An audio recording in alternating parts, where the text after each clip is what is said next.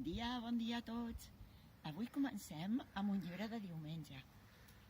L'ha dibuixat la Carme Soler i ja veureu a mesura que la vagi obrint quines il·lustracions més boniques, d'aquestes de llibre de falda, de conte de falda, d'aquests que ens agrada pensar, que us expliquem amb un nen a cada costat o un nen a sobre de la nostra falda. Es diu En Benet i el seu roure i el seu autor és en Claude Levert. Comencem. Us presento en Benet. Un dia, ell ni se'n recorda com, va entrar dins del bosc i va trobar un arbre.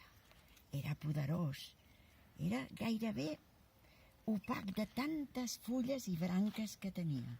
Des d'aquell dia, en Benet va tenir un amic. Era el seu roure. En Benet va passar tota la primavera i aquell estiu pujant per l'arbre, fent-li companyia a l'esquirol, que també s'hi passejava, i als ocells, que també havien fet el seu niu allà dins. Pujava, baixava, i no sabia qui ho feia més de pressa, si l'esquirol o ell. Però va arribar la tardor, i un bon dia, quan en Benet va anar a veure com cada dia el seu roure, es va adonar que caminava d'una manera que feia música. Els seus peus feien música.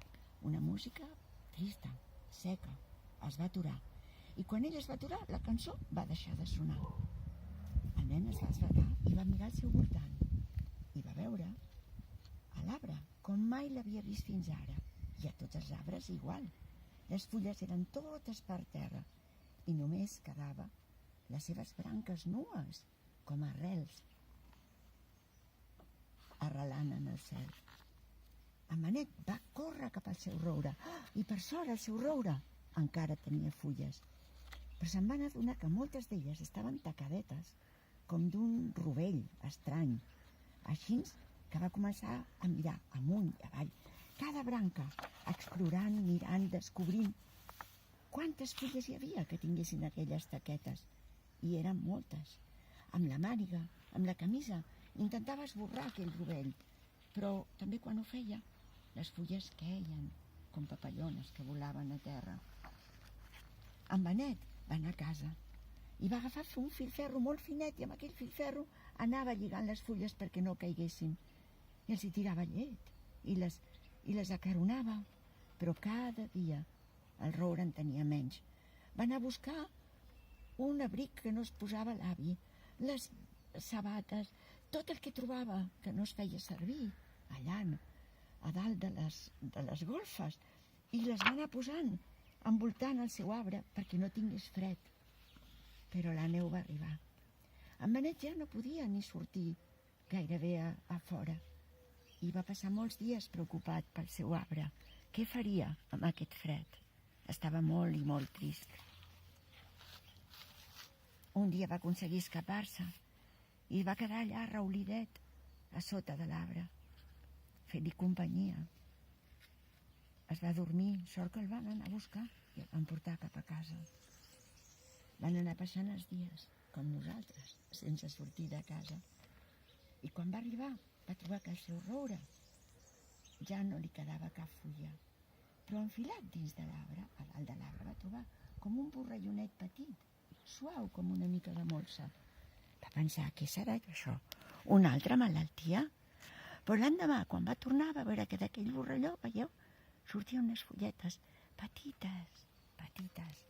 El seu arbre estava naixent de nou. Aquelles fulles tenien la mateixa forma que les fulles ja grosses que lluiria al cap de pocs dies.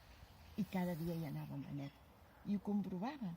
Les fulles tornaven a sortir i tornaven a ser-hi a sota de les seves mans que ell acaronava.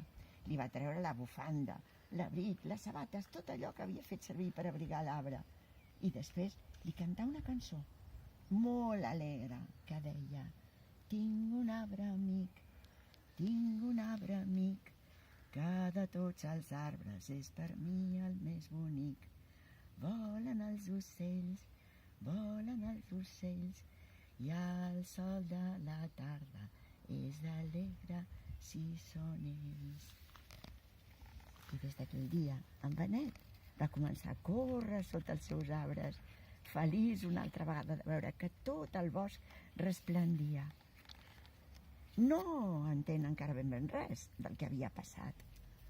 Per què l'arbre havia perdut les fulles? Per què li havien tornat a sortir? Però estava feliç.